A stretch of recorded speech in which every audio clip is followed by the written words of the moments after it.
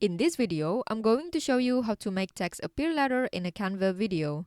First, add a text to your video. You can do it by going to the text tab, then click this add a text box button. Or you can also choose these default text styles from these options. For this video, I'll just choose this one. After that, you can change the text, fonts, and color to whatever you want. Okay, now to make the text appear later in the video, just select the text, then go to this part down here, and shrink this purple bar or rectangle like this. And then you can put or place it to any part that you want, either middle like this or at the end like this. Then you can also add animation to the text to make it look better when it appears.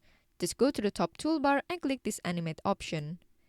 From here you can choose the animations from these options. Now let's click this play button to see the final result. So that's how you can make text appear later in a Canva video. I hope you found this tutorial helpful. Please let me know if you have any questions in the comment section below, and I will try my best to help you out.